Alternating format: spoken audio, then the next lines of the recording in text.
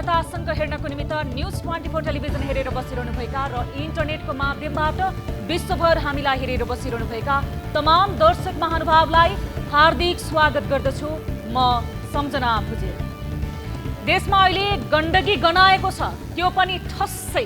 पवित्र गङ्गा हो गण्डकी। कसैले शिरमा पाइला राख्न नसकेको माछापुच्छ्रेको पवित्रता आफैमा गर्विलो छ।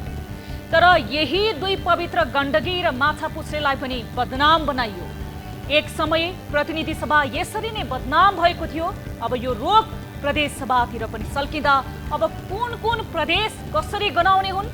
गण्डकीको दुर्गन्ध ढिलो छिटो सबैतिर फैलिने निश्चित छ।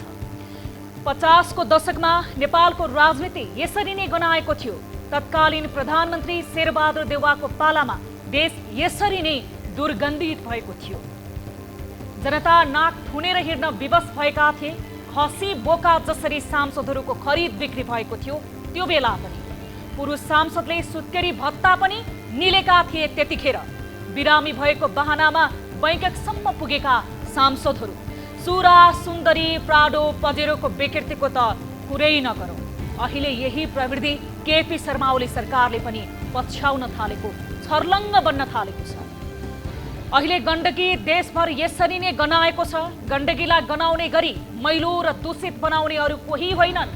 गण्डकी प्रदेशमा जन्मेका हुर्केका र त्यहीका जनताको भोट खाएकाहरूले नै गर्दा गण्डकी गनाएको। देशका शालीन भद्र र ठेट कुरा राख्ने हैसियतका नेता मानिन्छन् आदरणीय चित्रबहादुर केसी। सादा जीवन उच्च विचारका धनी हुने चित्रबहादुर केसीका प्रदेश सांसदहरू मात्र यसपटक चुकेका हुन् कि? यो प्रश्न अब केसीज्यूमाथि उठाउँदा पनि अन्याय नहोला। नेपाली कांग्रेस, नेकपा माओवादी केन्द्र, जनता समाजवादी पार्टीको हस्ताक्षर सहित गण्डकी प्रदेशका मुख्यमन्त्री पृथ्वी सुब्बा गुरुङ विरुद्ध गण्डकी प्रदेश सभामा गत वैशाख 2 गते अविश्वासको प्रस्ताव दर्ता गरियो, जसमा राष्ट्रिय जनमोर्चाले अविश्वासको पक्षमा मौखिक समर्थन गरेको थियो। तर भयो के? जगजाहिर छ। त्यसमाथि अब गण्डकीमा दीपक मनाङ्गे युवा तथा खेलकुद मन्त्री भएका छन्। कस्तो खेल खेल्लान् त्यो पनि जगजाहिर नै छ।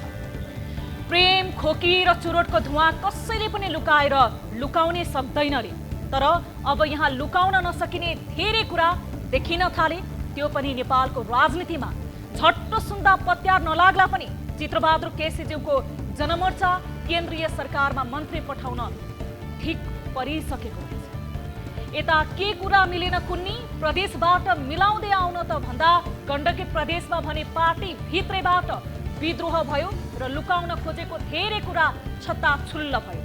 गण्डकी प्रदेशमा रहेका जनमोर्चाका 3 सांसद मध्ये खेमविक्रम शाही, कृष्ण पहाडी, पृथ्वी सुब्बा गुरुङको सरकार नै टिकाउनु पर्छ भन्ने पक्षमा लागे। अर्की सांसद एवं जनमोर्चाकी गण्डकी प्रदेश सभा सचेतक पियारी थापा यसमा विद्रोह गर्ने अवस्थामा पुगे। फलत गुरुङ सरकारमा गडबडी सुरु हुने संकेत देखिएपछि खेमविक्रम शाही कोरोनाको नक्कली बिरामी बन्न पनि राजी भए। केही समय अगाडि उनको कोरोना परीक्षण नेगेटिभ आयो, तर केही समय नबित्दै उनलाई कोरोना पोजिटिभ देखियो। हेर्नुहोस् साइजूको 2 थरी रिपोर्ट। साइजू अहिले कोरोना संक्रमित भएर पोखराको सडक अस्पतालमा सुतिरहेका छन्। यो अस्पताल अरू कसैको होइन, गण्डकी प्रदेश सभाका सांसद रहेका एमालेका हैसियतदार व्यक्ति राजीव पहाडीको पनि संलग्नता रहेको अस्पताल हो। यही अस्पतालमा शाही संक्रमित भएको देखाएर के अर्थ दिन प्रश्न पारिएको हो। अझ अचम्म अहिले शाही सिकिस्त जस्तो गरेर सुतिरहेका छन्। अचम्मै भयो उनको कोरोना रिपोर्ट बारे यथार्थ बुझ्न। अब नेपालका कुनै पनि स्वास्थ्य संस्थाले नसक्ने पक्का छ। त्यही भएर शाहीमा देखिएको कोरोना कस्तो हो भन्ने अनुसन्धान गर्न अब विश्व स्वास्थ्य संगठनका प्रतिनिधि पोखरा नै पुग्नुपर्ने भएको छ। शाहीको रिपोर्टलाई लिएर कोरोनाबाट त्रसित भइरहेका देशभरका चिया गफवालाहरू पनि अचम्ममा परेका छन्। जताततै चर्चा र बहस हुन थालेको छ। शाहीमा देखिएको कोरोनाको भाइरस अर्थात् म्युटेन्ट कस्तो हो र कुन प्रजातिको हो? कसैले शाहीमा देखिएको भाइरसलाई कुर्सी भाइरस भन्न थालेका छन् त धेरैले सत्ता भाइरस, कतिले राजनीतिक भाइरस त कतिले जनमोर्चा भाइरस भएको निष्कर्ष निकालेका छन्। तर कुन भाइरस हो पत्ता लगाउने जिम्मा हामी आदरणीय दर्शकवृन्दलाई नै दिन चाहन्छौँ। नेपाली राजनीतिभित्र लाजमर्दो तवरले कोरोनाले यसरी प्रवेश पाए पनि यो कोरोनाले नेपाली समाजलाई थप क्षति नपुर्याओस्। त्यसैले सबै सतर्क र सजग रहौँ, मास्क लगाऊ, अरूलाई पनि मास्क लगाउन प्रोत्साहित गरौँ। आउनुहोस् सुरु गरौँ जनताको चासो, गुनासो र प्रश्न सहितको विशेष कार्यक्रम सीधा कुरा जनतासँग।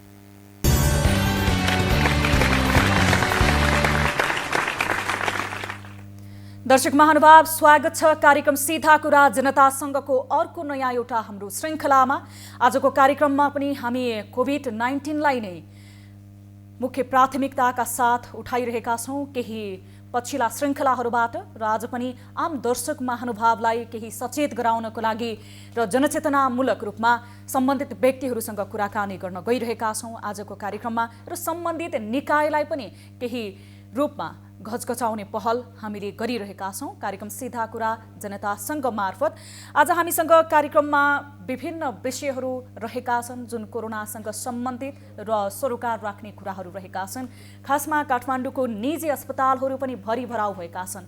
अब कोभिड सङ्क्रमित तपाईँ हुनुभयो र आफ्नो स्वास्थ्य मापदण्ड तपाईँले सुरक्षित र सजग भएर अपनाउनु भएन भने अस्पतालहरू भरिभराउ रहेका छन्। काठमाडौँका कुनै पनि काठमाडौँभित्रका अस्पतालहरू यति बेला कुनै पनि बेड खाली रहेको छैन, निजी अस्पतालहरू भरिभराउ छन्। यस सम्बन्धी रिपोर्ट आजको कार्यक्रममा हामी प्रसारण गर्नेछौँ भने अन्य नाकामा सरकारले राखेको हेल्प डेस्क र सरकारले नाकामा एन्टिजेन परीक्षण गरिरहेको नाका चुस्त दुरुस्त रहेको भनिरहे पनि भारतसँग सीमा जोडिएका हाम्रा सीमावर्ती नाकाहरूमा भने स्वास्थ्य परीक्षण नाम मात्रको बनेको छ। यस सम्बन्धी रिपोर्ट पनि आजको कार्यक्रममा हामी प्रसारण गर्नेछौँ र यस अलावा विराटनगरमा सङ्क्रमितहरू दिनानुदिन बढिरहेका छन्। निजी अस्पतालहरूले सङ्क्रमितलाई लिन मानिरहेका छैनन्, जसको कारणले यति बेला उपचार गराइरहेका अस्पतालहरूमा बेडको कमी भएको छ। तर निजी अस्पतालहरूमा भने उपचार गराउन नसक्ने अवस्था रहेको छ। यस सम्बन्धी रिपोर्ट पनि रहेको छ र आम मानिसहरू पनि यति बेला सजग भएको पाइँदैन र आजबाट काठमाडौँ उपत्यकालाई निषेधाज्ञाको रूपमा लागू गरिएको छ। तर आम मानिसहरूको त्यो भिडलाई देख्ने हो भने यति बेला निषेधाज्ञाको समयमा पनि विभिन्न बहाना बनाएर सडकमा मानिसहरूको ओहोर दोहोर र चहल पहल पनि देखिएको थियो। यस सम्बन्धी रिपोर्ट पनि आजको कार्यक्रममा हामी प्रसारण गर्नेछौँ। यस अलावा तपाईँ दर्शक महानुभावसँग प्रत्यक्ष रूपमा हामी भिडियो र टेलिफोन मार्फत कुराकानी गर्न सक्नेछौँ। तपाईहरूले आफ्नो सहभागिता जनाउन सक्नुहुनेछ कार्यक्रम अवधिभर। कार्यक्रमको सुरुवात गरौँ ताली र गालीबाट। यसअघि हामीले उठाएको विषय थियो कोरोना जोखिमको न्यूनीकरणका लागि सरकारले घोषणा गरेको निषेधाज्ञा ठिक छ भन्ने प्रश्नमा 82.13% अर्थात् 1149 जनाले तालीमा र 17.87% अर्थात् 250 जनाले गालीमा मत जाहेर गर्नुभएको छ। अर्थात् अधिकांश हाम्रा दर्शक महानुभावको मत हेर्दा लकडाउन गर्नुपर्ने पक्षमा मत दिनुभएको छ। अर्थात् यो निषेधाज्ञा गर्ने सरकारको निर्णय ठिक छ भन्नुभएको छ धेरै महानुभावहरूले। अब ताली र गालीको लागि आजको विषय जोखिम न्यूनीकरणका लागि तपाईँले मास्क लगाउने, नियमित रूपमा हात धुने र भौतिक दूरी कायम गर्ने कुरामा कतिको सतर्क हुनुहुन्छ? छु भन्नेले तालीमा र छैन भन्नेले गालीमा भोट गर्न सक्नुहुनेछ। भोटिङ सुरु हुन्छ अबबाट। हाम्रो पात्रोको एप्लिकेसनमा गएर ताली र गालीमा तपाईँले आम जनसरोकारको विषय र आम सार्वजनिक रूपमा महत्त्व राख्ने विषयमा आफ्नो विचार प्रतिक्रिया ताली र गाली मार्फत जनाउन सक्नुहुनेछ। कार्यक्रमको पहिलो रिपोर्टतर्फ यहाँहरूको ध्यान आकर्षण गराउन चाहन्छु। काठमाडौँ उपत्यकाको अस्पतालहरू, त्यसमा पनि निजी अस्पताल जसमा सुविधा सम्पन्न सेवा रहेको छ भनिएको छ, ती अस्पतालहरू यति बेला कोभिड-19 का सङ्क्रमित र बिरामीहरूले भरिभराउ रहेका छन्। अब हेलचेक्राइ गर्ने अवस्था रहेको छैन। अब सतर्क रहौँ, रत्तीभर पनि चुक्न नहुने अवस्था आएको छ। देश एउटा भयावह दुःखको डिलमा उभिएको छ र हामी सबै त्यही भएको शिकार बन्दै गइरहेका छौँ। छिमेकी भारतले कुन हालत भोगिरहेको छ त्यो तपाईँ हामी सामु छर्लङ्ग छ। त्यसैबाट पनि सबक लिने बेला भएको छ। भारत जस्तो ठुलो र औषधि विज्ञानमा उन्नत सफलता हात पारेको मुलुकको अहिले कुन हकीकत छ त्यो संसारले देखेका छ। त्यही भारतसँग खुल्ला सिमानाका जोडिएको नेपालमा त्यसको बाछिटा पर्न थालिसकेको छ। सीमित स्रोत, साधन र दक्ष जनशक्तिको अभाव रहेको यो मुलुकमा कोरोनाको डडेलो भारतमा जसरी सल्किए अवस्था के होला कल्पना गर्न पनि मुटु काम्ने अवस्था आएको छ। अहिले नै जोखिम बढी देखिएका जिल्लाहरूमा अस्पतालहरू भरिन थालेका छन्। सङ्घीय राजधानीका सरकारी र निजी अस्पतालहरूमा संक्रमितको भिड बढ्दै गर्दा ती सबै अस्पतालका बेड, अक्सिजन, जनशक्तिको अभाव देखिन थालेको छ। काठमाडौँका निजी अस्पतालहरू अब संक्रमितका लागि थप बेडको व्यवस्था गर्न नसक्ने अवस्थामा पुग्दै गर्दा सरकारी अस्पतालको हालत पनि उही छ। हेरौँ यो रिपोर्ट। सरकारलाई तालीसँगै गाली पनि। धेरै देशमा अझै पनि कोरोना विरुद्ध खोप पुगेका छैनन्, तर यो देशले कोरोना खोप समयमा पायो। त्यसमा सरकारको तारिफ गर्दै ताली दिन कन्जोस चाहिँ गर्न हुन्न। तर सरकार यही सफलतामा मात्र दङ्ग परेर अन्य पक्षमा आँखा चिम्लेको भान पनि हुन थालेको छ। यही गल्ती सरकारबाट भए भारतीय राज्यहरूमा देखिएको दर्दनाक दृश्यहरू यहाँ पनि दोहोरिने निश्चित छ। भारतको मेडिकल उपचार पद्धतिलाई सरकारले नै सम्मान गर्दै आएको छ। तर महामारीको अगाडि कसको के लाग्छ र? भारतमा अहिले कुनै पनि अस्पतालमा ठाउँ नहुँदा संक्रमितको उपचार अस्पतालका भुइँले मात्र नभएर निजी सवारी साधनहरू, कार र भ्यानमा पनि हुन थालेको दर्दनाक दृश्यहरू भाइरल भइरहेका छन्। त्यसमाथि अक्सिजनको अभावले भारतमा संक्रमितहरू सबैभन्दा बढी प्रताडित बनेको छ। यही हो हाम्रो लागि सबैभन्दा ठुलो सबक र शिक्षा। ओम अस्पतालको यो छ अवस्था। काठमाडौँका ठूला सरकारी अस्पतालहरू, बेड र शिक्षण अस्पतालले एक साता अगाडि नै संक्रमित थपिए ठेक्न नसक्ने अवस्था भएको प्रश्न पारेका थिए।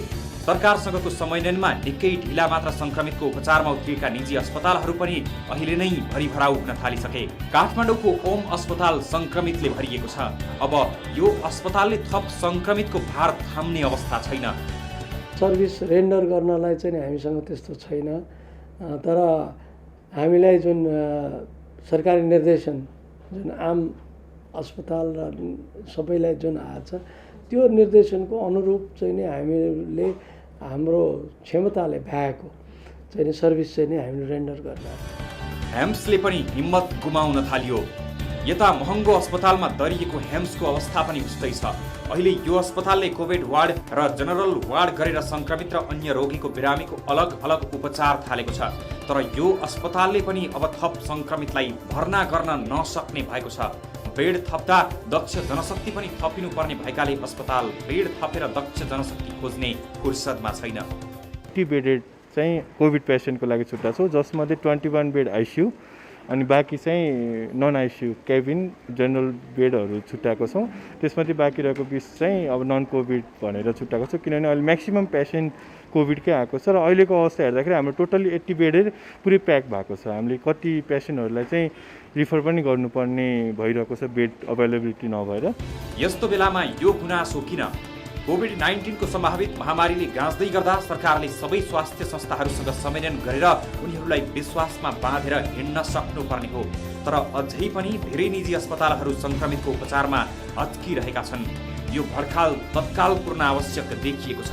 यसमाथि निजी अस्पतालहरूले नवीकरण नगरिदिएको भन्दै सरकारले तोकेको सबै कार्यहरू गर्दा पनि जस नदिएको गुनासो गरेका छन्। सरकारले पनि के हामीलाई अलिकति राम्रोसँग फेसिलिटी गरिदिनु पर्यो हैन, हामीलाई दिनुपर्ने सुविधाहरू दिनु पर्यो।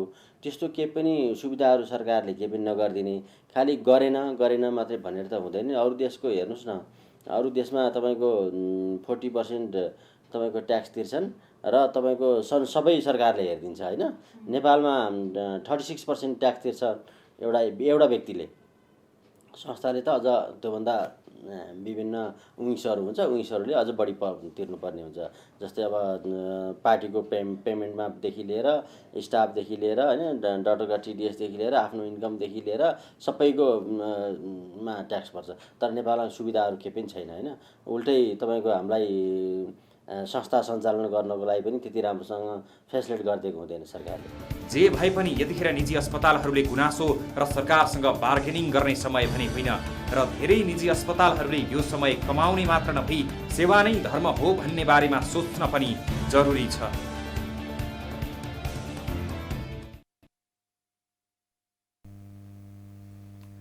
दर्शक महानुभाव, काठमाडौँ उपत्यकाका सुविधा सम्पन्न र स्वास्थ्य क्षेत्रमा गुणस्तरीय सेवा दिने अस्पतालहरू पनि यति बेला कोभिड भ्याक्सिनको कारणले गर्दा भरिभराउ रहेका छन् र अब सामान्य रूपमा तपाईले आफ्नै बानी बेहोरालाई यदि सुरक्षित र सतर्कतापूर्वक परिवर्तन गर्नु भएन भने अस्पतालहरू भोलिको दिनमा तपाईको उपचार गर्नको लागि तपाईले स्वास्थ्य मापदण्ड नअपनाएको खण्डमा, तपाई बिरामी भएको खण्डमा र कोभिड संक्रमित भएको खण्डमा अस्पतालहरूमा बेड पाउन सक्ने सम्भावना न्यून रहेको छ र सहज रूपमा सामान्य अवस्थामा जस्तै सहज रूपमा उपचार पाउनको लागि भने कठिनाई भएको अवस्था रहेको छ।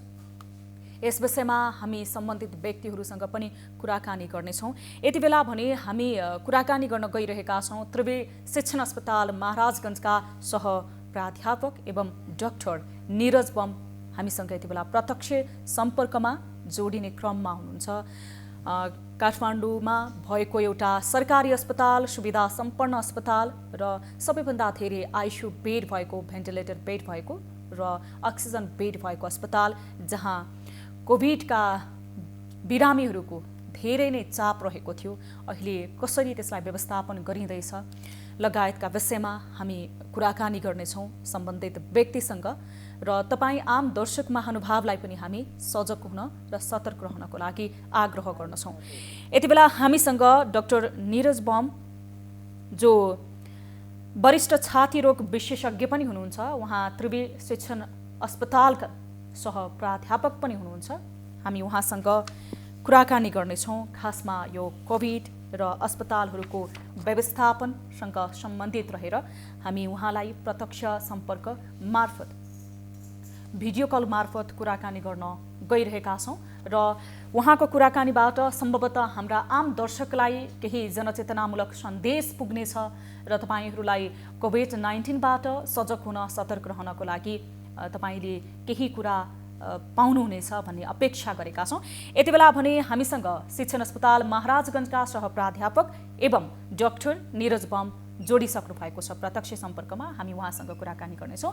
डाक्टर साहब, स्वागत छ यहाँलाई कार्यक्रम सीधा कुरा जनतासँगमा। नमस्ते। नमस्ते हजुर। हजुर हेलो। डाक्टर साहब, अब यो शिक्षण अस्पताल महाराजगञ्जको अवस्था के रहेको छ, यहीबाट सुरु गरौँ। अब शिक्षण अस्पताल महाराजगञ्जमा हामीले विगतको केही दिनदेखि कोरोना उपचारको फेरि तीव्र रूपमा सुरुवात गरेको थियौँ र आजसम्म हामीसँग 110 भन्दा बढी 114 जना बिरामी अहिले भर्ना भइसक्नु भएको छ र हामीसँग लगभग भएका शय्याहरू, हामीले गरेका तयारी गरेका शय्याहरू भरिसकेका छन् खचाखच नै।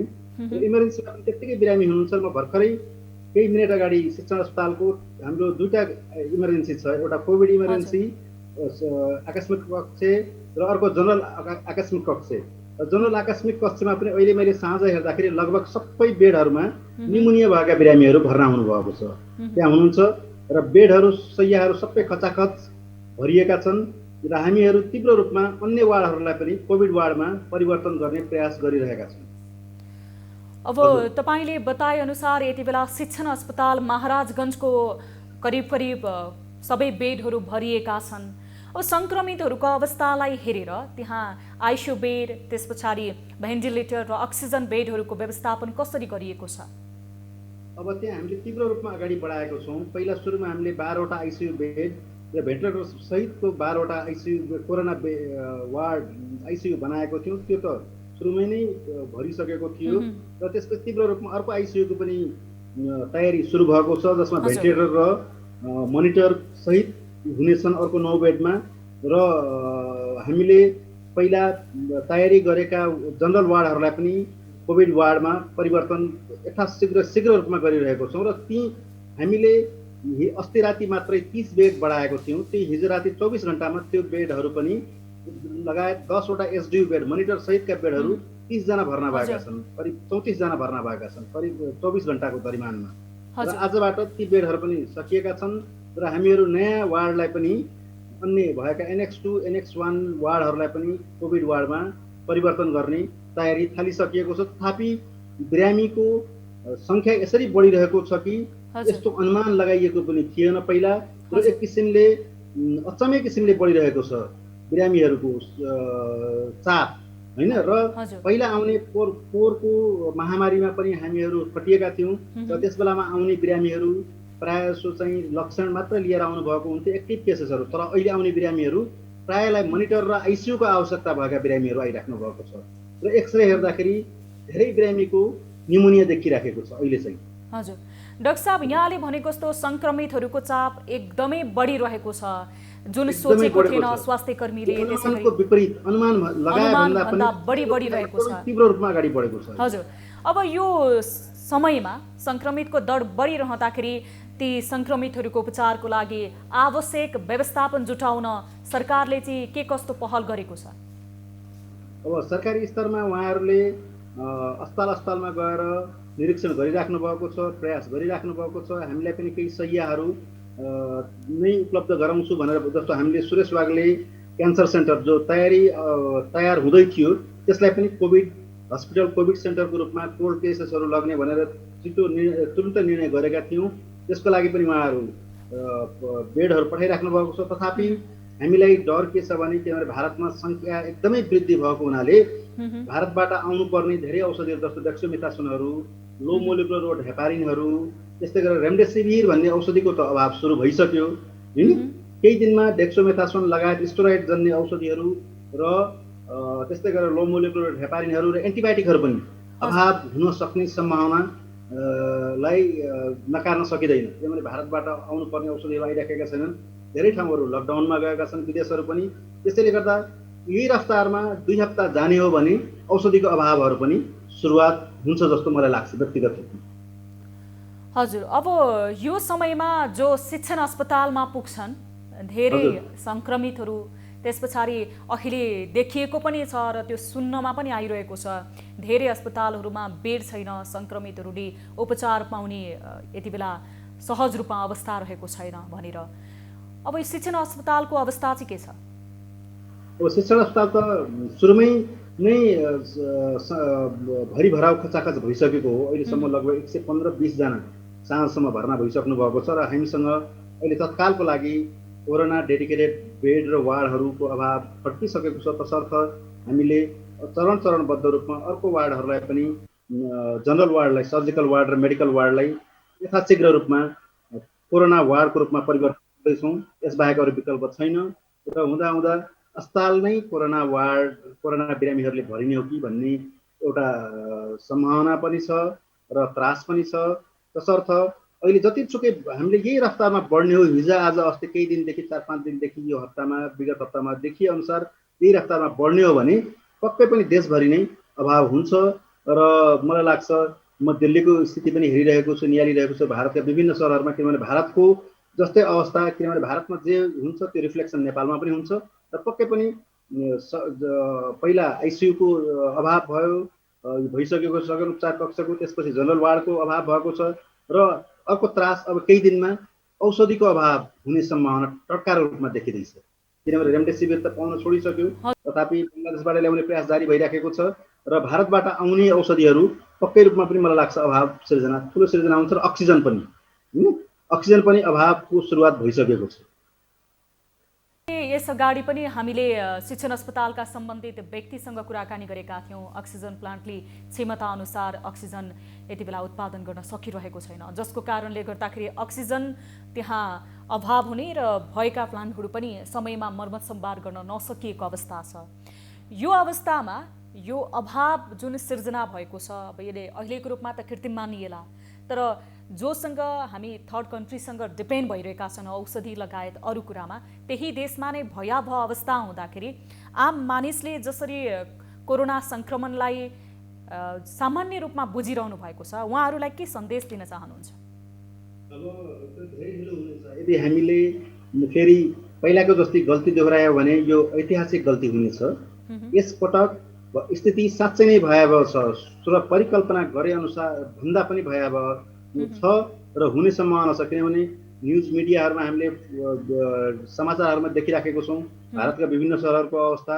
किनभने भारतसँग हाम्रो धेरै कुराको सम्बन्ध छ, त्यसैले त्यहाँ भयावह हुने स्थितिमा नेपालमा पनि हुन्छ नै। र यो ग्राफ हामीले जुन देख्यौँ नि प्रत्येक दिन गर्दै गरेर अहिले 38.92 आजको 39% परीक्षण गरेका मध्ये 39%मा पोजिटिभ आएको र प्रत्येक दिन एउटा उचाइ एउटा रेकर्ड कायम हो। जस्तो आज मृत्युको सङ्ख्या हेऱ्यो भने आज 35 जना भन्दा बढी, रातभरिमा लाग्छ मलाई 40 जना 45 जना भन्दा बढी हुन सक्ने सम्भावना छ। यो प्रत्येक दिन नयाँ उचाइ लिँदैछ हैन। र भारतमा अहिले 4 लाख भन्दा बढी पोजिटिभ, 2000 भन्दा बढी मृत्यु, यो सङ्ख्या यस्तै बढ्दै जाने हो भने यो अकल्पनीय र भयावह त निश्चित नै जस्तो लाग्छ मलाई त। अब मैले अस्पतालको स्थिति हेरिराखेको छु नजिकबाट, आज पनि अस्पतालमा हामी दिनभरि नै थियौँ। म भर्खरै केही मिनट अगाडि मात्रै फर्केको छु अस्पतालको इमर्जेन्सीबाट।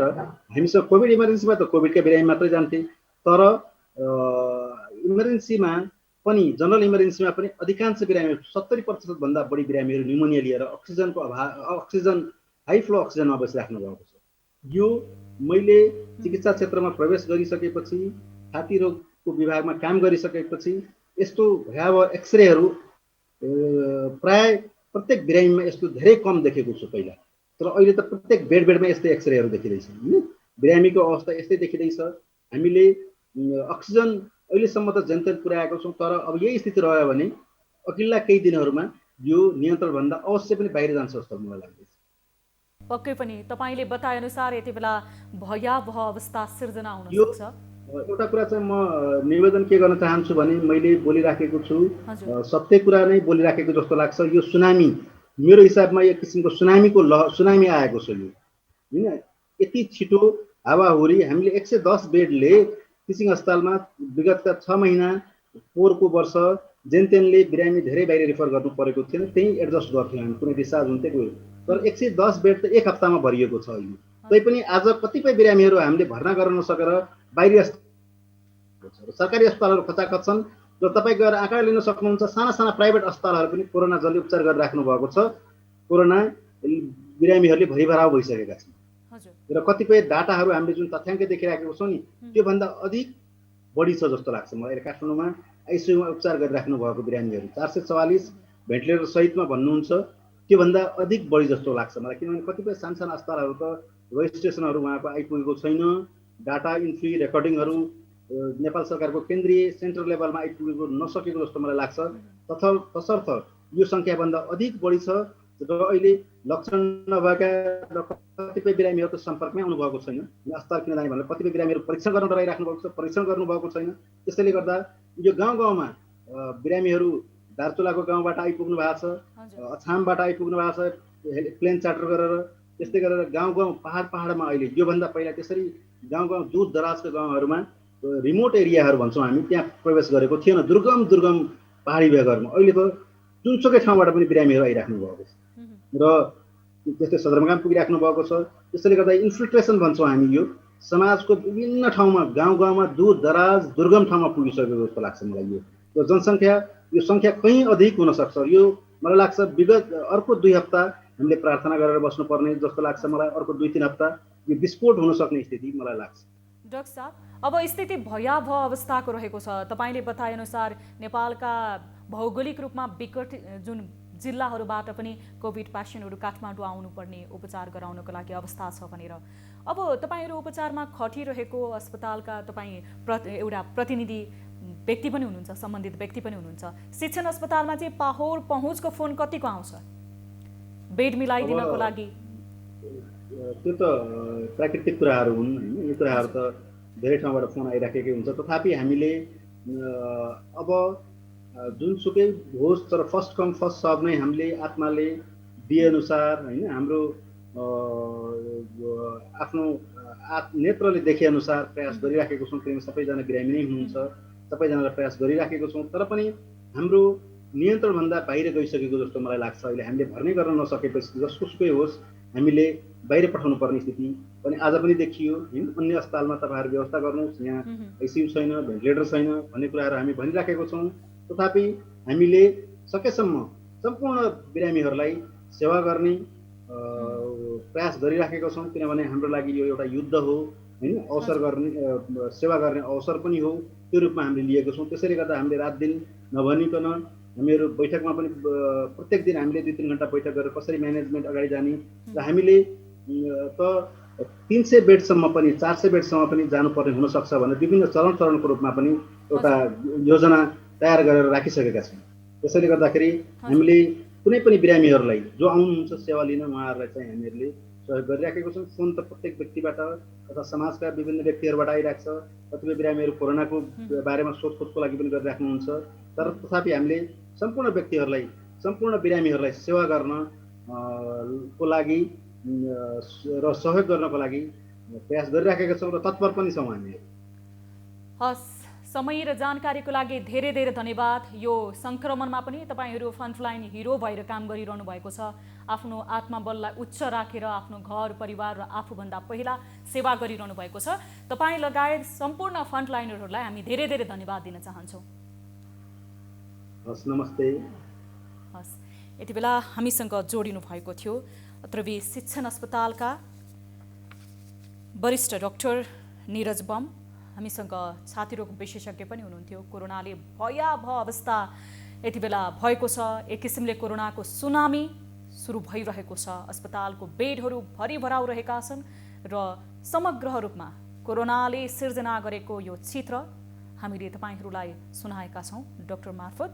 र यदि तपाईँले स्वास्थ्य मापदण्डलाई पुरा गर्नुभयो, स्वस्थ रहनलाई तपाईँले सजग रहनुभयो, आफूलाई सुरक्षित रहनुभयो भने तपाईँ कोरोना सङ्क्रमित हुनुबाट बच्न सक्नुहुनेछ। किनकि तपाईँले यति भयावह रूपलाई सुनेर डराउनु पर्ने अवस्था छैन यदि स्वास्थ्य मापदण्ड पुरा गर्नुहुनेछ भने। तर तपाईँ जोगिन सक्नुहुनेछ यो रोगबाट, तर स्वास्थ्य मापदण्डलाई पुरा नगरिकन तपाईँले हिँड्नुभयो भने चाहिँ पक्कै पनि यो रोगको शिकार बन्ने अवस्था रहेको छ। यो भयावह रूपले ग्राफ बढिरहेको छ दिनानुदिन भनेर हामीलाई डाक्टर साहबले जानकारी गराउँदै हुनुहुन्थ्यो। अब लाग्छौँ अर्को विषयतर्फ। सङ्क्रमणको सवारका कारण मुख्य माध्यम बनेका नेपाल भारत सीमा नाकामा सरकार अझै चुक्दैछ। मङ्गलबारदेखि केही सीमा नाकामा कडाई गरिए पनि धेरै नाकाहरूमा भने बेलगाम आवत जावत यथावत छ। जनस्तरबाट नै चर्को आवाज उठे पनि सरकारले सीमा नाकामा अझै कडाई गर्न नसक्दा सीमावर्ती सहर र जिल्लाहरूमा सङ्क्रमणको जोखिम बढ्दो छ। वीरगञ्ज अहिले यसैको शिकार बनेको छ, जहाँ सङ्क्रमितको सङ्ख्या निरन्तर बढ्दै गर्दा समुदायमा फैलिएको सङ्क्रमणको न्यूनीकरणका लागि कुनै अनुगमन हुन नसक्नु गल्तीको अर्को पहाड बन्दैछ। त्यसमाथि सङ्क्रमितले उपचारका अभावमा मृत्युवरण गरिरहेका छन्। यता सीमा नाकामा नेपाली नागरिक मात्र नभई भारतीय नागरिक पनि धमाधम नेपाल प्रवेश गरिरहेका छन्। तर नाकामा स्वास्थ्य परीक्षण नाम मात्रको छ भने आगन्तुकहरूको प्रवेशलाई रोक्ने कुनै उपाय छैन। सरकारी निकायहरूले नै रोटी र बेटीको सम्बन्धको कारण सीमा बन्द गर्न नसकिने लाचारी अभिव्यक्ति समेत व्यक्त गरिसकेका छन्, जसले गर्दा यही नाकाबाट वीरगञ्ज हुँदै समग्र पर्सा र देशको विभिन्न भागमा सङ्क्रमणको सवार निर्वाध भइरहेको छ। पर्साबाट टिभी जर्नलिस्ट मुस्कान श्रेष्ठ र हरिशरण शर्माले पठाएको यो रिपोर्ट हेरौँ।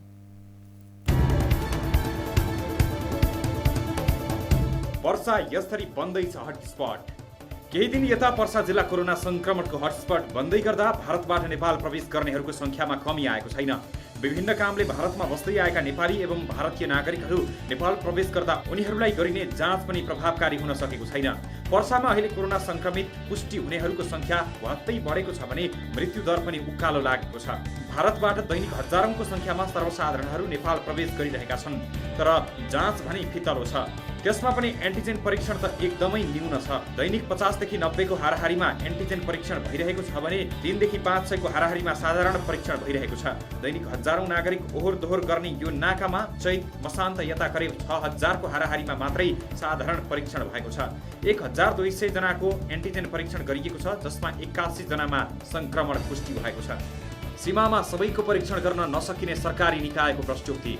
यसरी दिनहुँ हजारौंको सङ्ख्यामा सर्वसाधारण ओहोर दोहोर गर्नेहरूमध्ये सीमितको मात्रै जाँच गरिनुले पनि नेपालमा कोरोनाको अवस्था भयावह बन्ने निश्चित छ। यता सरकारी निकायले पनि भारतबाट आउने सबैको स्वास्थ्य परीक्षण गर्न नसकिने लाचारी नै व्यक्त गरेको छ।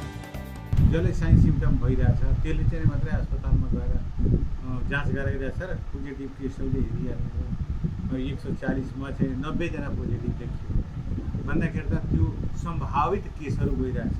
कन्ट्याक्ट ट्रेसिङका चाहिँ केसहरू खासै भएको छैन।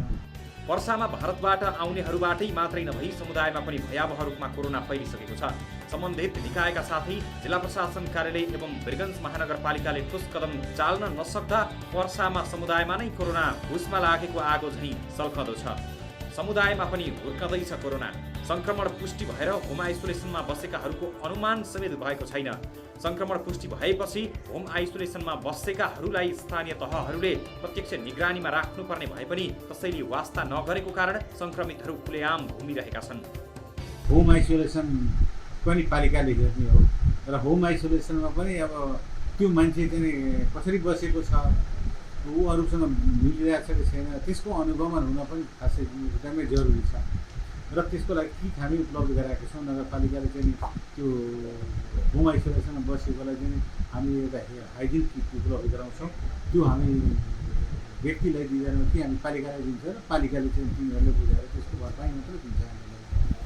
उपचारको अभावमा संक्रमितका आफन्तहरू मृत्युवरण स्वीकार्न बाध्य। वर्षामा संक्रमितहरूको मृत्युदर पनि बढ्दो छ। अस्पतालमा भर्ना भएका संक्रमितहरूको उपचारमा पनि लापरवाही हुने गरेको कारण संक्रमितहरूको मृत्यु हुने गरेको आफन्तहरूको आरोप छ। बेहुदा छ कुराहरू त अब यस्तो अटेरो गर्छ नि लाग्छ पेसेन्ट मर्छ तर तिनीहरू उठ्दैन।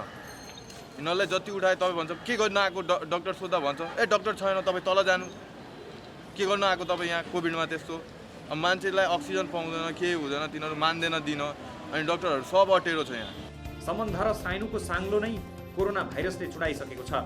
देशभित्रै पनि संक्रमितलाई गर्ने व्यवहार घरभित्र होस् या बाहिर घिनलाग्दो छ।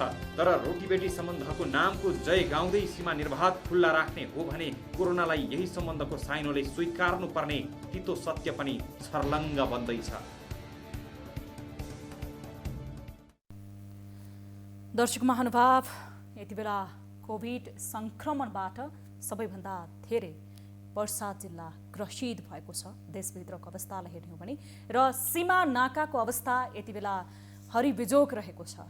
परीक्षण गर्नको लागि, स्वास्थ्य चेक जाँच गर्नको लागि राखिएको नाम मात्रको हेल्प डेस्क रहेको छ, नाम मात्रको स्वास्थ्य परीक्षण रहेको छ। निर्बाध रूपमा आवत जावत गर्नेको भिड बढिरहेको छ।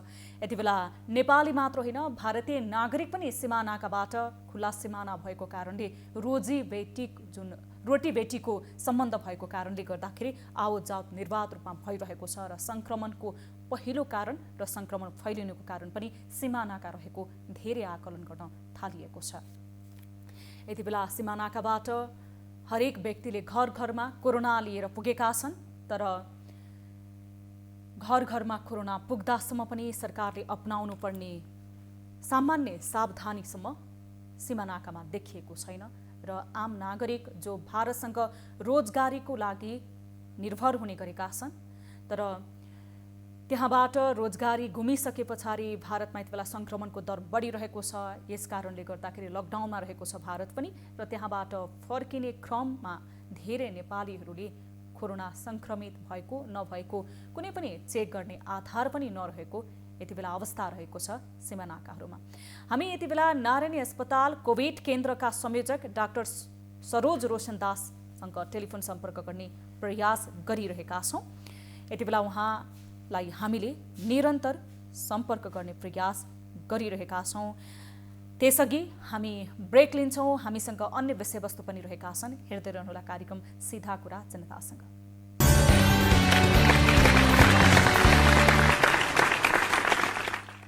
ब्रेकपछि स्वागत छ दर्शक महानुभाव। कार्यक्रम सीधा कुरा जनतासँगमा हामीले भर्खरै प्रसारण गरेका थियौँ एउटा रिपोर्ट जहाँ पर्सामा यति बेला कोरोना संक्रमितको दर बढेको छ। अस्पतालहरू भरिभराउ रहेका छन्। यस विषयमा हामी कुराकानी गर्न गइरहेका छौँ, थप कुराकानी गर्नेछौँ। नारायण अस्पताल कोभिड केन्द्रका संयोजक डाक्टर सरोज रोशनदास हामीसँग टेलिफोन सम्पर्कमा जोडिनु भएको छ। डाक्टर साहब, स्वागत छ यहाँलाई कार्यक्रम सीधा कुरा जनतासँगमा। हजुर, धन्यवाद, नमस्ते। अब नारायणी अस्पतालमा अहिले संक्रमितको चाप र अस्पतालको अवस्था कस्तो छ? अहिलेको अवस्था हेर्दाखेरि चाहिँ हाम्रोमा टोटल के अरे 47जना सङ्क्रमितहरू भर्ना उपचार गरिरहेका छन्, जुनमा चाहिँ अहिले सबैको कन्डिसनहरू हेर्दाखेरि चाहिँ सबैलाई हाई फ्लो अक्सिजनमा राख्ने अवस्थामा छन्। एकजना पेसेन्ट चाहिँ भेन्टिलेटरमा हुनुहुन्छ, अनि त्यसपछि बाँकीको 5 जना चाहिँ हामीले बाइप्याप र सिप्याप मसिनहरूमा राखेका छौँ। अनि सो स्थिति हेर्दाखेरि चाहिँ एकदमै गम्भीर छ अहिले। अनि यो अहिलेको जुन कोभिड छ यो चाहिँ हाम्रो जति नै यङ पपुलेसन छ 30 to 50 इयर्स त्यो बिचको पपुलेसनलाई धेरै नै इफेक्ट गरेको जस्तो देखिन्छ। अब हामीले निरन्तर समाचार सम्प्रेषण गर्दाखेरि त्यहाँ स्थित हाम्रा टिभी जर्नलिस्टहरूसँग रिपोर्टको माध्यमबाट समाचार सङ्कलन गरिरहँदा पनि बेड र अक्सिजनको अभाव नारायणी अस्पतालले पनि भोगिरहेको छ भनिएको छ। यो अभावमा केही सुधार पाइएको छ अथवा अभाव कायमै छ? होइन, यस्तो हाम्रोमा चाहिँ जुन सुरुमा एक दिनको लागि अक्सिजनको अभाव थियो त्यो चाहिँ अहिले केही छैन त्यस्तो अभावहरू। अहिले हामीसँग बेडको पनि 100 बेडेड हस्पिटल भइसकेको छ अहिले हाम्रो, अनि अक्सिजनको त्यस्तो अभाव छैन। अक्सिजनको अभाव छैन। अब अस्पतालमा सङ्क्रमितको बढ्दो दर चाहिँ कस्तो छ दिनानुदिन? हाम्रो डेली हामीले सस्पेक्टेड केसहरू प्लस टोटल एडमिसन गर्दाखेरि चाहिँ 15 देखि 20 वटा नयाँ केसेसहरू भर्ना भइरहेछ। अनि उहाँहरू चाहिँ जति पनि पेसेन्ट आउँदै हुन्छ उहाँहरू चाहिँ अलमोस्ट अन्तिम स्थितिमा धेरै सिरियस भएर धेरै क्रिटिकल सिचुएसनमा आइरहेका छन् अहिलेका पेसेन्टहरू। डाक्टर साहब, अब तपाईँले बताएअनुसार यति बेला अस्पतालमा अक्सिजनको पनि अभाव छैन, बेडको पनि खासै अभाव छैन भनेर बताइरहँदाखेरि तर त्यहाँ आफन्तहरूले भने उपचार नपाएर हाम्रो सङ्क्रमितको बिरामी भएको भनेर पनि आरोप लगाएका छन्। यो उपचार नै नपाउने अवस्था हो अथवा तपाईँहरूसँग सबै व्यवस्थापन चुस्त दुरुस्त छ? होइन, हामीले चाहिँ जति पनि पेसेन्ट छन् उहाँहरूले चाहिँ उपचार राम्ररी नै गरिरहेका छौँ।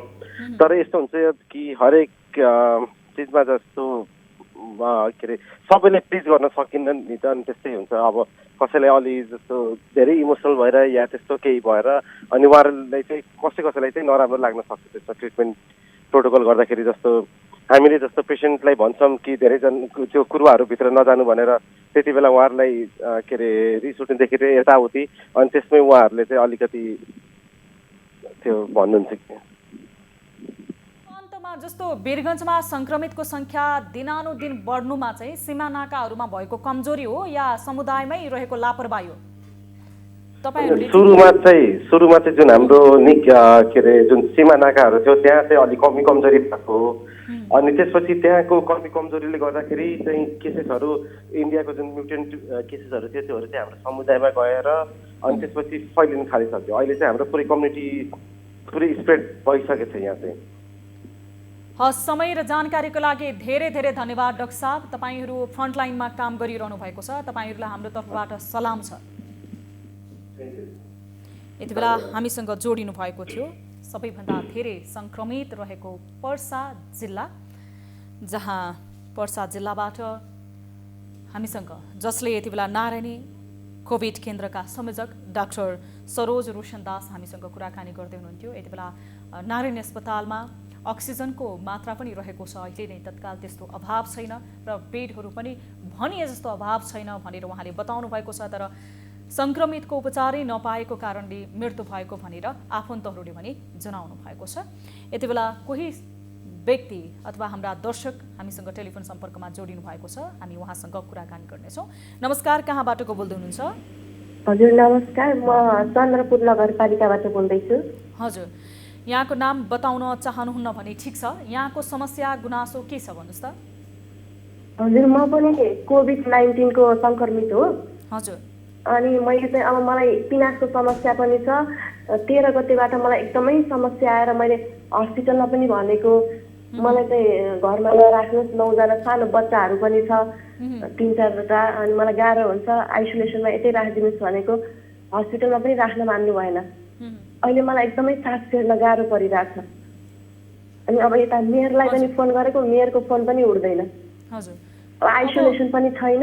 अहिले चपुरमा चाहिँ जम्मा हामी 26 जना सङ्क्रमित छौँ, रौतहटभरि चाहिँ 62 जना। अनि हामीले चाहिँ कस्तो होम आइसोलेसन भन्नुहुन्छ, होम आइसोलेसनमा हामी एउटाले गर्दाखेरि अरू बच्चाले पनि किन दुःख पाउनु, 9 जनाको जिन्दगीसम्म किन चाहिँ खेलवाड गर्नु? कति दिन भयो तपाईँलाई सङ्क्रमण भएको? तपाईँ अहिले होम आइसोलेसनमा कसरी बसिरहनु भएको छ? मलाई चाहिँ आज थाहा भएको 13 गतेदेखि म एकदमै बिरामी परेँ, ज्वरो आएर अनि म उठ्न सकेन। अनि आज चाहिँ ज्वरो पनि बढी भयो अनि जिउहरू पुरै दुखेर अनि यो फेसमा सुन्नेर निलो पुरै भएको छ, सास फेर्न गाह्रो पर्यो। अनि बिहान म डक्टरसँग कुरा गरेर हस्पिटल गएको अनि उहाँले किटबाट चेक गर्नुभयो। किटबाट चेक गरेपछि उहाँले चाहिँ अब पोजिटिभ छ भनेर भन्नुभयो। मैले डक्टर साहब मेरो त फ्यामिलीमा सानसानो बच्चा छ, यहाँ होम आइसोलेसनमा बस्न गाह्रो हुन्छ, हस्पिटलमा राखिदिनुहोस् भनेको। अनि उहाँले चाहिँ अब यहाँ राखेको छैन, आइसोलेसन पनि छैन, यता क्वारेन्टाइन पनि छैन। अनि एकदमै गाह्रो परिरहेको छ। अब हामी चाहिँ उपचारै नपाएर त्यति गर्ने। होइन, तपाईँको आफ्नो आत्मबललाई एकदम उच्च बनाउनुहोस्। कोभिड सङ्क्रमित हुँदैमा त्यति धेरै भयावह अवस्था हुने अथवा तपाईँ डराउनु पर्ने अवस्था छैन। अझ सुरक्षाको सामग्रीहरू तपाईँले प्रयोग गर्दै गर्नुहोस्, आफ्नो ख्याल गर्नुहोस्। अब तपाईँले कुन कुन अस्पतालसँग सम्पर्क गर्नुभयो? अब त्यहाँ स्थानीय सरकारले कुनै क्वारेन्टिन, त्यस पछाडि होल्डिङ सेन्टर, आइसोलेसनहरू कुनै पनि बनाएको छैन? छैन, बनाएकै छैन। डाक्टर साहबले पनि कुरा गर्नुभएको। अनि सङ्क्रमितको सङ्ख्या बढी भइरहेछ, होम आइसोलेसनमा बुढाबुढी भएपछि सजिलो हुन्थ्यो। अनि अब 9-10 जनाको परिवारमा गाह्रो हुन्छ, हामी पनि सहयोग गर्छौँ। अर्को उमरम भनेको आइसोलेसन राखौँ भन्नुभयो, मेयर साहबले सुन्नु नै भएन। तपाईँले त्यहाँ जिल्ला स्थित कुन कुन अस्पतालमा सम्पर्क गर्नुभयो? मैले चाहिँ अब यता चितवनमा पनि सम्पर्क गरेको। अनि चितवनमा पनि बेड खाली छैन भन्नुभयो। अनि वीरगञ्जमा पनि कुरा गरेको मैले, वीरगञ्जमा पनि बेड खाली छैन।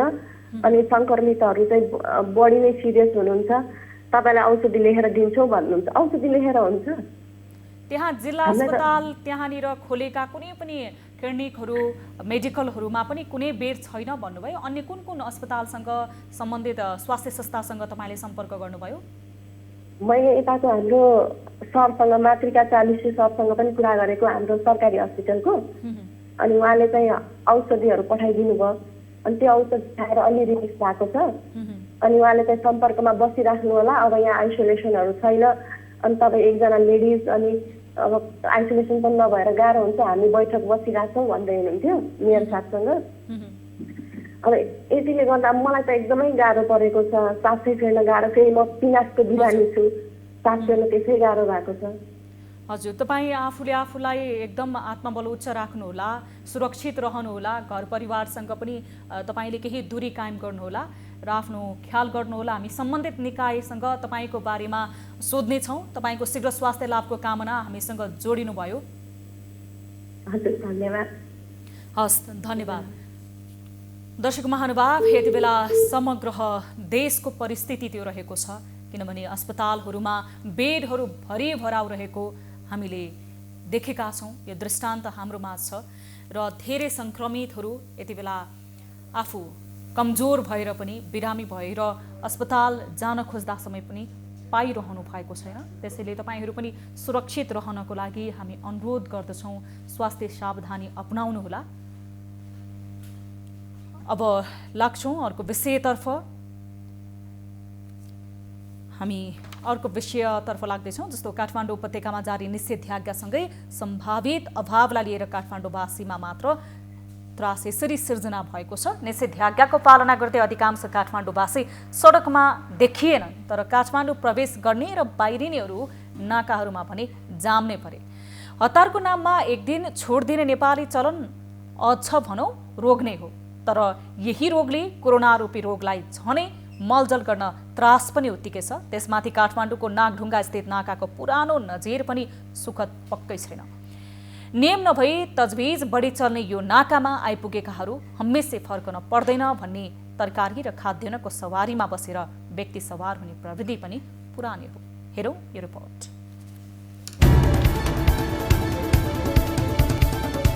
एउटा गल्तीले हजारौं हुन सक्छन् संक्रमणको शिकार। संघीय राजधानी काठमाडौँ धेरैका लागि अझै पनि सपनाको सहर बनेको राजधानी काठमाडौँ हुन त काम गर्नेहरू नै बढी आउँछन्। तर काठमाडौँमा निषेधाज्ञा जारी भएपछि धेरैका लागि यो सहरको ढोका बन्द भएको छ। संक्रमण उकालो लाग्दै गरेको यो उपत्यकामा अब निगरानी बढाउनु पर्ने यहाँ प्रवेश गर्ने नाकामा नै हो। एउटा गल्तीले गर्दा हजारौंले घातक संक्रमण स्वीकार्नु पर्ने अवस्था छ। त्यसैले सीमा नाकामा कडाई अब चान्चुने कडाईले हुँदैन। बिहिबार निषेधाज्ञा जारी भएपछि काठमाडौँबाट बाहिरिने र भित्रिने गाडीले थानकोट नागढुङ्गा सडक खण्ड अकल्पनीय जाममा परेको थियो। त्यसमाथि पास नभएका सवारी साधनहरूलाई पनि उपत्यका प्रवेश गर्न दिएपछि नाकाको कडाईलाई लिएर शङ्का उठ्न थालेको छ। पोहोर साल असाध्यै डराएको थियो, कोरोना आएको थिएन, डराएका थिए। अहिले कोरोना आइसक्यो है, तराई र अझ इन्डियाको कुरा गर्नु भने मान्छे समाचार हेर्दा असाध्यै डराउने, तर फेरि बाहिर निक्लिने बेला नडराउने, अलिकति कोरोनासँग नडराउने, आफैलाई नलागिकन मान्छे नडराउने हो के हो है। त्यस कारणले हामीले कारवाही गर्न बाध्य भएका छौँ र भोलिदेखि अब सवारी जथाभावी सवारी चलायो भने हामी कारवाही गर्छौँ, कसैलाई पनि पक्षपात गर्दैनौँ। निषेधाज्ञाको उल्लङ्घन छुट कसैलाई दिनुहुन्न। निषेधाज्ञासँगै सार्वजनिक एवं निजी सवारी साधन वैशाख 22 गते राति 12 बजेसम्म काठमाडौँ उपत्यका भरमा रोक लगाइएको छ। भित्री सडकमा पनि सवारी साधन चलेकै देखियो, तर यसरी चलेकाहरूमा 1500 बढी सवारी साधन कारबाहीमा परेका छन्। 400 को हाराहारीमा 400 भन्दा अझ बढी भएको छ। 403-4वटा गाडी चाहिँ चारपाङ्ग्रे गाडीहरू सवारी हामीले आज पक्राउ गरेका छौँ। यस्तै गरेर 1350 भन्दा 1350 52वटा दुई पाङ्ग्रे मोटरसाइकल र स्कुटीहरू हामीले पक्राउ अथवा कारवाहीका लागि होल्डमा राखेका छौँ। आज पहिलो दिन हो, हामी उहाँहरूलाई बानी पार्न चाहन्छौँ, त्यस कारणले कुनै कारवाही गर्दैनौँ। बिहान 7 बजे पक्राउ गरेका हामीले होल्डमा लिएका चिजहरू बेलुका 7 बजे मात्रै छोड्छौँ। नागढुङ्गा नाकाबाट धमाधम सवारी साधन प्रवेश भए पनि निषेधाज्ञाको ठाडै उल्लङ्घन भएको छ। ट्राफिक प्रहरीले भने बुधबार विभिन्न कारणले रोकिएको सवारीलाई मात्र प्रवेश गर्न दिएको दावी गरेको छ।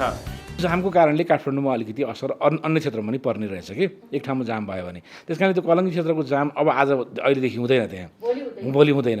र अझै पनि हामीले आफ्नो अरू अन्य काम गर्ने कुराले चेक पोइन्टहरू राख्ने अरू हेर्ने कामले त हामीले नियमित गरेका छौँ, जसको कारणले 2000 भन्दा बढी सवारी साधनहरू होल्ड भएका छन् अथवा कारवाहीमा परेका छन्। विगतको अवस्थामा गल्तीलाई पछि सच्याउन सक्ने गरी माफी दिने गरिन्थ्यो, तर अहिलेको अवस्थामा गल्तीका लागि कुनै मौका समेत छैन। त्यसैले देशको नाकासहित नागढुङ्गाको नाकामा चर्को कडाई आवश्यक छ। भारतबाट आयातित वस्तु बोकेर आउने सवारी साधन र सवारीसँग सम्बन्धित व्यक्तिहरूले संक्रमणको पनि सवार गराउने सम्भावना डरलाग्दो छ। यो सँगै जारी निषेधाज्ञाको कानुन सबैलाई बराबरी हकमा लागू गरिएन भने अन्यले पनि यो निषेधाज्ञाको उल्लङ्घन गर्न सक्ने सम्भावनाप्रति सचेत हुन जरुरी छ। दर्शक महानुभाव, आज निषेधाज्ञाको पहिलो दिन देखिएको दृश्य हो यो, र यो अवस्थालाई यति बेला हेर्ने हो भने कोरोना नियन्त्रण हुने होइन, बढ्ने निश्चित प्राय छ। र सीमानाकाहरूमा यति बेला काठमाडौँ भित्रिने सीमानाकामा देखिएका यी दृश्यहरूले जति बेला पहिलो चरणको कोरोना संक्रमणको समयमा मानिसहरू अझ सजग थिए, अहिले दोस्रो लहर कोरोनाको त्यो भन्दा नयाँ भेरिएन्ट लिएर अझ शक्तिशाली भएर आएको छ। तर यो समयमा हामी भने लापरवाही गर्नको लागि पछि परेका छैनौँ। हामी सरकारलाई भनिरहेका छौँ यति बेला स्वास्थ्य व्यवस्था चुस्त दुरुस्त भएन, सरकारले वैकल्पिक व्यवस्था गरिदिएन, सरकारको पूर्व तयारी फितलो भयो। तर हामी स्वयं नागरिक भने आफ्नो स्वास्थ्यलाई कतिको माया गर्छौँ, हामी कतिको सचेत छौँ र कतिको सतर्कता अपनाइरहेका छौँ र स्वास्थ्य मापदण्ड पुरा गरिरहेका छौँ कि छैनौँ भनेर स्वयं हामी आफैलाई पनि प्रश्न गर्ने अवस्था भएको छ। र हामी स्वयं यी यावत विषयमा घोत्लिनुपर्ने अवस्था आएको छ, किनकि विश्वका धेरै देशहरू जसले स्वास्थ्य क्षेत्रमा प्रगति हासिल गरेका थिए, विकसित थिए, तिनै देशहरू कोरोनाको अघि घुँडा टेकेका छन्। त्यो दृश्यहरू हामीले दिनानुदिन देखिरहेका छौँ र सुनिरहेका छौँ। त्यसकारण मास्क लगाऊ, स्वास्थ्य सावधानी अपनाऊ, सतर्क रहौँ। कार्यक्रम सीधा कुरा जनतासँगबाट आजको लागि हामी बिदा हुन चाहन्छौँ। हामीले विभिन्न विषयहरू आजको कार्यक्रममा समावेश गर्यौँ। खासमा कोरोना संक्रमणको यो बढ्दो दरलाई मध्यनजर गर्दै आम दर्शक महानुभावलाई केही जनचेतनामूलक र सम्बन्धित व्यक्तिहरूबाट केही जानकारीमूलक विषयवस्तु नै हामीले प्रसारण गरिरहेका छौँ।